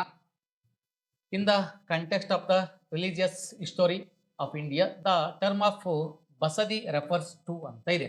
ಅಂದ್ರೆ ಭಾರತದ ಧಾರ್ಮಿಕ ಇತಿಹಾಸದ ಸಂದರ್ಭದಲ್ಲಿ ಬಸದಿ ಎಂಬ ಪದವು ಉಲ್ಲೇಖಿಸುತ್ತದೆ. ಹಾಗಾದ್ರೆ ಬಸದಿ ಅನ್ನೋ ಪದ ನೆನ್ಪಿಟ್ಕೊಳ್ರಿ. ಜೈನರ ಪ್ರಾರ್ಥನಾ ಮಂದಿರಗಳನ್ನ ನಾವು ಬಸದಿಗಳು ಅಂತ ಕರ್ಕೊಳ್ರಿ. ಜೈನರ ದೇವಾಲಯ ಅಥವಾ ಜೈನರ ಪ್ರಾರ್ಥನಾ ಮಂದಿರಗಳನ್ನು ಬಸದಿ ಅಂತ ಕರ್ಕೊಳ್ರಿ. ಹಾಗಾದ್ರೆ ಇಲ್ಲಿ ಯಾವುದು ಉಲ್ಲೇಖ ಇದೆ ಅಂತ ನೋಡ್ತಾ ಹೋಗೋಣ ನಾವು. ಜೈನ ಸನ್ಯಾಸಿಗಳ ಸನ್ಯಾಸಿ ಸಂಸ್ಥೆಗಳು ಅಂತ ಇದೆ. ದೇವಸ್ಥಾನ ಶಾಸ್ತ್ರದಲ್ಲಿ ಪರಿಣಿತಿ ಹೊಂದಿದ ಶಿಕ್ಷಣ ಸಂಸ್ಥೆಗಳು ನಮಗೆ ಸಂಬಂಧ ಬರಲ್ಲ ರೀ. ಕಟ್ಟಡಗಳು ಜೈನ ತೀರ್ಥಂಕರ ಪವಿತ್ರ ಅವಶೇಷಗಳನ್ನು ಒದಗಿಸಲಾಗಿತ್ತು, ತಪ್ಪಾಗುತ್ತೆ. ಜೈನ ಸನ್ಯಾಸಿಗಳ ವಾರ್ಷಿಕ ಸಭೆ, ತಪ್ಪಾಗುತ್ತೆ. ಹಾಗಾದ್ರೆ ಆನ್ಸರ್ ಬಂದ ನಮಗೆ ಜೈನ ಸನ್ಯಾಸಿಗಳ ಸನ್ಯಾಸಿ ಸಂಸ್ಥೆಗಳು ಅಂತ ಕರ್ಕೊಳ್ತೀವಿ. ಬಸದಿಗಳು ಅಂತ ಬಂದಾಗ ಜೈನ ಸನ್ಯಾಸಿಗಳ ಸನ್ಯಾಸಿ ಸಂಸ್ಥೆಗಳು ಅಂತ ಕರ್ಕೊಳ್ತೀವಿ. ಹಾಗಾದ್ರೆ ಇವು ಜೈನ ಸನ್ಯಾಸಿಗಳ ಸನ್ಯಾಸಿ ಸಂಸ್ಥೆಗಳನ್ನ ಸಹಿತ ನಾವು ಬಸದಿಗಳು ಅಂತ ಕರ್ಕೊಳ್ತೀವಿ. ಮತ್ತೆ ಪ್ರಾರ್ಥನಾ ಮಂದಿರಗಳು ಅಂತಲೂ ಸಹಿತ ನಾವು ಇವನ್ನ ಬಸದಿಗಳು, ಪ್ರಾರ್ಥನಾ ಮಂದಿರಗಳು ಅಂತಾನು ಕರ್ಕೊಳ್ತಾ ಹೋಗ್ತೀವಿ. ಪ್ರಾರ್ಥನಾ ಮಂದಿರಗಳು ಅಂತ ಕರ್ಕೊಳ್ತೀವಿ. ಹಾಗಾದ್ರೆ ಫಾರ್ ಎಕ್ಸಾಂಪಲ್ ನಿಮಗೆ ತಿಳಿಸ್ಬೇಕಂತ ಬಂದಾಗ ಈ 1000 ಕಂಬಗಳ ಬಸದಿ ಅಂತ ಇದೆ. 1000 ಕಂಬಗಳ ಬಸದಿ ಮೂಡುಬಿದಿರೆಯಲ್ಲಿ ಕಂಡುಬರುತ್ತೆ. 1000 ಕಂಬಗಳ ಬಸದಿ ಅಂತ 1000 ಕಂಬಗಳ ಬಸದಿ ಕಂಡುಬರೋದು ಎಲ್ಲಿ ಅಂದ್ರೆ ನಾವು ಮೂಡುಬಿದಿರೆ ಅಂತ ಕರ್ಕೊಳ್ತೀವಿ. ಮೂಡುಬಿದಿರೆ ನಮಗೆ 1000 ಕಂಬಗಳ ಬಸದಿ ಅಂತೇಳಿ ಕರ್ಕೊಳ್ತಾ ಹೋಗ್ತೀವಿ. ಇದಕ್ಕೆ ನಮಗೆ ಸಂಬಂಧಪಟ್ಟಂಗೆ ವಸದಿ ಎಂಬ ಪದ ಜೈನ ಸನ್ಯಾಸಿಗಳ ಸನ್ಯಾಸಿ ಸಂಸ್ಥೆಗಳು ಅಂತೇಳಿದ್ರೆ ನಾವು ನೋಡ್ತಾ ಹೋಗ್ತೀವಿ. ಬನ್ನಿ ಮುಂದಿನ ಪ್ರಶ್ನೆಗೆ ಹೋಗುವಂತ ಪ್ರಯತ್ನ ಮಾಡೋಣ. ಜೈನ ಧರ್ಮವು 24 ತೀರ್ಥಂಕರ ಬೋಧನೆಗಳ ಫಲಿತಾಂಶವಾಗಿದೆ ಸರಿ ಎಂದು ಜೈನರು ನಂಬುತ್ತಾರೆ. ನೀಡಿರುವ ಸಂದರ್ಭದಲ್ಲಿ ಬೆಳಕಿನ ವರ್ಧಮಾನ ಮಹಾವೀರನ ಬಗ್ಗೆ ಕೆಳಗಿನವರಲ್ಲಿ ಯಾವುದು ಸರಿಯಾಗಿದೆ ಅಂತ. ಅಂದ್ರೆ ಈ ಜೈನ ಧರ್ಮ 24 ತೀರ್ಥಂಕರ ಬೋಧನೆಗಳ ಫಲಿತಾಂಶ ಅಂತ ಹೇಳ್ತೀವಿ, ಸರಿ ಒಪ್ಕೊಂತೀವಿ. ಮತ್ತೆ ಈ ನೀಡಿರುವ ಸಂದರ್ಭದಲ್ಲಿ ವರ್ಧಮಾನ ಮಹಾವೀರನ ಬಗ್ಗೆ ಈ ಕೆಳಗಿನ ಯಾವ ಹೇಳಿಕೆಗಳು ಸರಿಯಾಗಿದೆ ಅಂತ. ಸರಿ ನೋಡೋಣ ಯಾವ ಹೇಳಿಕೆಗಳು ಸರಿಯಾಗಿವೆ ಅಂತ ನೋಡುವಂತ ಪ್ರಯತ್ನ ಮಾಡೋಣ. ಅವರು ಮೊದಲ ತೀರ್ಥಂಕರ ಜೈನ ಧರ್ಮದ ಸಂಸ್ಥಾಪಕ, ಖಂಡಿತವಾಗಿ ತಪ್ಪಾಗುತ್ತೆ. ಯಾಕಂದ್ರೆ ಇವರು 24ನೇ ತೀರ್ಥಂಕರ ವರ್ಧಮಾನ ಮಹಾವೀರ, 24th. ಓಕೆ, ತೀರ್ಥಂಕರ ಅಂತಿರಲ್ಲ. ತೀರ್ಥಂಕರ ಅಂದ್ರೆ ಏನ್ ಸರ್? ತೀರ್ಥಂಕರ ಅಂದ್ರೆ ಇಂಪಾರ್ಟೆಂಟ್ ನಾವು ತಿಳ್ಕೊಳ್ತಾ ಹೋಗ್ತೀವಿ. ಜನಸಾಮಾನ್ಯರನ್ನ ಈ ಬಂಧನ ಎಂಬ ಸಾಗರವನ್ನು ದಾಟಿಸುವಂತ ವ್ಯಕ್ತಿನ ತೀರ್ಥಂಕರ ಅಂತೇಳಿ ಕರೀತಾ ಹೋಗ್ತಾರೆ. ಓಕೆನಾ, ಇದು ರಾಂಗ್ ಆಗುತ್ತೆ. ಸೆಕೆಂಡ್ ವಿಷಯಕ್ಕೆ ಹೋಗೋಣ. ಅವರು ಮೌರ್ಯ ಚಕ್ರವರ್ತಿ ಚಂದ್ರಗುಪ್ತ ಮೌರ್ಯನ ಸಮಕಾಲೀನ, ಖಂಡಿತವಾಗಿ ಇದು ರಾಂಗ್ ಆಗುತ್ತೆ. ಯಾಕಂದ್ರೆ ಈ ತೀರ್ಥಂಕರ ಏನಿದೆ 24ನೇ ತೀರ್ಥಂಕರ ಅಜಾತ ಶತ್ರುವಿನ ಕಾಲಮಾನವನಾಗಿದ್ದ. ಅಜಾತ ಶತ್ರುವಿನ ಕಾಲಮಾನವಾಗಿದೆ. ಹಾಗಾಗಿ ಇದು ಸಹಿತ ನಮಗೆ ತಪ್ಪಾಗುತ್ತೆ. ಮತ್ತೆ ವಿಷಯಕ್ಕೆ ಹೋಗೋಣ. ಅವರು ಮಗಧ, ವೈಶಾಲಿ ಮತ್ತು ಕೋಶಲದಲ್ಲಿ 10 ವರ್ಷಗಳ ಕಾಲ ಜೈನ ಧರ್ಮವನ್ನ ಪ್ರಚಾರ ಮಾಡಿದ್ರು. ಮಾತ್ರ ಇಲ್ಲಿ 10 ವರ್ಷ ಅಂತ ಇದೆ, ರಾಂಗ್ ಆಗುತ್ತೆ. ಇವರು 30 ವರ್ಷಗಳ ಕಾಲ ಪ್ರಚಾರ ಮಾಡ್ತಾರೆ.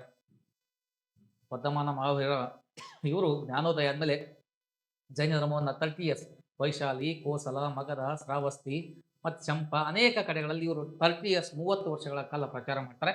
ಇದು ಸಹಿತ ನಮಗೆ ರಾಂಗ್ ಆಗುವಂತ ಒಂದು ವಿಷಯ ಆಗುತ್ತೆ. ಮತ್ತು ವಿಷಯಕ್ಕೆ ಹೋಗೋಣ. ಜೈನ ಧರ್ಮವು ಮುಖ್ಯವಾಗಿ ಪದಗಳ ಬಂಧನಗಳಿಂದ ಸ್ವತಂತ್ರವನ್ನು ಸಾಧಿಸುವ ಗುರಿಯನ್ನು, ಖಂಡಿತವಾಗಿ ಮನುಷ್ಯನನ್ನ ಬಂಧನದಿಂದ ಮುಕ್ತಿ ಹೊಂದಿಸಿ ತನ್ನ ಗುರಿಯನ್ನ ಮುಟ್ಟಿಸುವಂತ ಕೆಲಸ ಮಾಡ್ತಕ್ಕಂಥದ್ದು ಮೌರ್ಯದ ಈ ಒಂದು ಜೈನ ಧರ್ಮ ಅಂತ. ಇದು ನಮಗೆ ಸರಿಯಾದ ಉತ್ತರವಾಗಿದೆ. ಹಾಗಾದ್ರೆ ಆನ್ಸರ್ 1, 2, 3 ಸಹಿತ ತಪ್ಪಾಗಿ ಡಿ ಆನ್ಸರ್ ಮಾತ್ರ ನಮಗೆ ಸರಿಯಾದ ಒಂದು ವಿವರಣೆ ಆಗಿದೆ ಅಂತ ಹೇಳಿ ನಾವು ಕರೀತಾ ಹೋಗ್ತೀವಿ. ಬನ್ನಿ ಮುಂದಿನ ಒಂದು ಪ್ರಶ್ನೆಗೆ ಹೋಗುವಂತ ಪ್ರಯತ್ನ ಮಾಡೋಣ. Jainism in its earliest days was ನೋಡಿ praised the through which on of the following languages. ಅಂದ್ರೆ ಜೈನ ಧರ್ಮವು ಅದರ ಆರಂಭಿಕ ದಿನಗಳಲ್ಲಿ ಕೆಳಗಿನ ಯಾವ ಭಾಷೆಯ ಮೂಲಕ ಬೋಧಿಸಲ್ಪಟ್ಟಿತ್ತು ಅಂತ ಹೇಳ್ತೀವಿ. ಅದರಲ್ಲಿ ನೋಡಿ ಬಂಡೆಗಳು ಅಂತ ಇದೆ, ಪ್ರಕೃತಿ ಅಂತ ಇದೆ, ಅರ್ಧಮಾಗದಿ ಅಂತ ಇದೆ, ಸಂಸ್ಕೃತ ಅಂತ. ಹಾಗಾಗಿ ಇಂಪಾರ್ಟೆಂಟ್ ಆಗಿದೆ ಅರ್ಧಮಾಗದಿ ಅನ್ನೋ ಭಾಷೆ ಏನಿದೆ ನಮಗೆ ಇದು ಸರಿಯಾದ ಉತ್ತರ ಆಗುತ್ತೆ. ಬಿ ಬಂದ್ ನಮಗೆ ಸರಿಯಾದ ಉತ್ತರ ಆಗುತ್ತೆ. ಯಾಕೆ ಅಂತ ಹೋಗಿ ನೋಡಿದ್ರೆ ಜೈನ ಧರ್ಮ ಅದರ ಆರಂಭಿಕ ದಿನಗಳಲ್ಲಿ ಪ್ರಾಕೃತದ ಮೂಲಕ ಬೋಧಿಸಲ್ಪಟ್ಟಿತ್ತು. ಯಾಕಂದ್ರೆ ಆರಂಭಿಕ ಜೈನರು ಮುಖ್ಯವಾಗಿ ಬ್ರಾಹ್ಮಣರಿಂದ ಪ್ರೋತ್ಸಾಹಿಸಲ್ಪಟ್ಟ ಸಂಸ್ಕೃತ ಭಾಷೆಯನ್ನ ತಿರಸ್ಕಾರ ಮಾಡ್ತಾರೆ. ಹಾಗಾಗಿ ತಮ್ಮ ಸಿದ್ಧಾಂತಗಳನ್ನ ಬೋಧಿಸಲು ಸಾಮಾನ್ಯ ಜನರ ಪ್ರಾಕೃತ ಭಾಷೆಯನ್ನು ಅಳವಡಿಸಿಕೊಂಡಿದ್ದರು ಮತ್ತು ಪ್ರಾಕೃತ ಭಾಷೆಯಾಗಿ ಅಳವಡಿಸಿಕೊಳ್ಳಲು ಇದರ ಭಾಷೆಗಳು ಬೆಳೆಯಲು ಸಹಾಯ ಮಾಡಿಕೊಟ್ಟಿತ್ತು ಮತ್ತು ಜೈನ ಧರ್ಮದ ಬೋಧನೆಯನ್ನು ಜನಪ್ರಿಯ. ಹಾಗಾಗಿ ಇದು ಅರ್ಧಮಾಗದಿ ಅನ್ನೋದು ಏನಿದೆ ಪ್ರಾಕೃತ ಭಾಷೆಯ ಒಂದು ಭಾಗ ಆಗಿ ಕಂಡುಬರೋ ಕಾರಣಕ್ಕಾಗಿ ನಾವು ಅರ್ಧಮಾಗದಿ ಅಂತೇಳಿ ಕರೀತೀವಿ. ಸಾರಿ, ಕ್ಷಮಿಸಿ, ಸ್ವಲ್ಪ ನಮಗೆ ಇದು ಕ್ವಶನ್ ಸ್ವಲ್ಪ ಇದು ಕನ್ಫ್ಯೂಷನ್ ಆಗ್ತಾ ಇದೆ. ಜೈನ ಧರ್ಮವು ಅದರ ಆರಂಭಿಕ ದಿನಗಳಲ್ಲಿ ಯಾವ ಭಾಷೆಯ ಮೂಲಕ ಬೋಧಿಸಲ್ಪಟ್ಟಿತ್ತು ಅಂತ ಮಾತ್ರ ಕ್ಷಮಿಸಿ ಇದು 100% ಆನ್ಸರ್ ಪ್ರಾಕೃತ ಭಾಷೆ. ಇದು ಪ್ರಕೃತಿ ಆಗಿದೆ. ಸ್ವಲ್ಪ ದಿನ ಒಂದು ಕ್ವಶನ್ ನಮ್ಗೆ ಅರ್ಥ ಆಗಲಿಲ್ಲ. ಪ್ರಕೃತಿ ಅಂತಿದೆ, ಇದು ಆಕ್ಚುಲಿ ಪ್ರಕೃತಿ ಅಲ್ಲ, ಪ್ರಾಕೃತ ಭಾಷೆ. ಹಾಗಾಗಿ ಬಿ ಆನ್ಸರ್ ನಮಗೆ ಸರಿಯಾಗಿದೆ. ಬಿ ನಮಗೆ ಆನ್ಸರ್ ಸರಿಯಾಗಿ ಅರ್ಧಮಾಗದಿ ಪ್ರಾಕೃತ ಭಾಷೆ ಒಂದು ಭಾಗ ಆಗಿ ಕಂಡು ಬರ್ತಕ್ಕಂಥದ್ದು. ಇದು ಪ್ರಾಕೃತ ಭಾಷೆ. ಹಾಗಾದ್ರೆ ಸರಿಯಾದ ಉತ್ತರ ಯಾವ್ದ್ರಿ? ಪ್ರಾಕೃತ ಭಾಷೆ. ಹಾಗಾದ್ರೆ ಬೌದ್ಧ ಧರ್ಮ ಆರಂಭದಲ್ಲಿ ಕಂಡು ಬರ್ತಕ್ಕಂಥದ್ದು ಪಾಳಿ ಭಾಷೆಯಲ್ಲಿ, ನೆಕ್ಸ್ಟ್ ಅದು ಸಂಸ್ಕೃತ ಕನ್ವರ್ಟ್ ಆಗುತ್ತೆ. ಬಟ್ ಜೈನ ಧರ್ಮ ಆರಂಭದಲ್ಲಿ ಇದು ಪ್ರಾಕೃತ ಭಾಷೆಯಲ್ಲಿ ಕಂಡುಬರೋ ಕಾರಣಕ್ಕಾಗಿ 100% ನಮಗಿದು ಯಾವ ಭಾಷೆ? ಪ್ರಾಕೃತ ಭಾಷೆ. ಕ್ಷಮಿಸಿ, ನನಗೆ ಆರಂಭದಲ್ಲಿ ಈ ಅರ್ಧಮಾಗದಿ ಅಂತ ಒಂದು ಪದವನ್ನು ಬಳಸಿದೆ. ಪ್ರಾಕೃತ ಭಾಷೆ ಒಂದು ಮುಂದುವರೆದ ಭಾಗ ಅರ್ಧಮಾಗದಿ ಆಗುತ್ತೆ. ಹಾಗಾಗಿ ಇದು ಪ್ರಾಕೃತ ಅನ್ನೋದು ಏನಿದೆ ಸರಿಯಾದ ಉತ್ತರವಾಗಿ ನಮಗೆ ಕಂಡುಬರ್ತಕ್ಕಂಥದ್ದು. ಸರಿಯಾದ ಉತ್ತರ ಯಾವ್ದ್ರಿ? ಪ್ರಾಕೃತ ಭಾಷೆ ಅಂತೇಳಿ ನಾವು ಅದನ್ನ ಕರೀತಾ ಹೋಗ್ತೀವಿ. ಎಸ್ ನೋಡ್ರಿ, ಈಗ ಜೈನಿಸಂ ಮತ್ತು ಬೌದ್ಧಿಸಂಗೆ ಸಂಬಂಧಪಟ್ಟಂಗೆ ಮುಂದೆ ಮತ್ತೆ ಇನ್ನೂ ಒಂದು ವಿಡಿಯೋ ನಮಗೆ ಪೆಂಡಿಂಗ್ ಇದೆ, ಇನ್ನೊಂದು ಕ್ಲಾಸಸ್ ನಮಗೆ ಪೆಂಡಿಂಗ್ ಇದಾವೆ. ಬಾಕಿ ಉಳಿದಂಥ ವಿಷಯಗಳನ್ನು ನಾವು ನೆಕ್ಸ್ಟ್ ವಿಡಿಯೋದಲ್ಲಿ ಸಿಗೋಣ. ನೆಕ್ಸ್ಟ್ ವಿಡಿಯೋದಲ್ಲಿ ನಾವು ಇದ್ರ ಬಗ್ಗೆ ಮಾತಾಡ್ತಾ ನೆಕ್ಸ್ಟ್ ಮತ್ತೆ ಜೈನಿಸಂ ಬೌದ್ಧಿಸಂ ಟಾಪಿಕ್ ಮುಗಿದ ಮೇಲೆ ಮತ್ತೊಂದು ಟಾಪಿಕ್ ಬರುತ್ತೆ, ಗ್ರೇಟ್ ಮೌರ್ಯಸ್ ಟಾಪಿಕ್ ಅಂತ. ಮೌರ್ಯಸ್ ಟಾಪಿಕ್ ಅದು ಸಹಿತ ನಾವು ನೆಕ್ಸ್ಟ್ ವಿಷಯಗಳನ್ನ NCERTಗೆ ಸಂಬಂಧಪಟ್ಟಂಗೆ ಹೊಸ ವಿಷಯಗಳನ್ನು ನಾವು ಕಲಿತಾ ಮುಂದಿನ ವಿಡಿಯೋದಲ್ಲಿ ಮತ್ತೆ ನಾವು ಸಿಗೋಣ. Thank you for watching.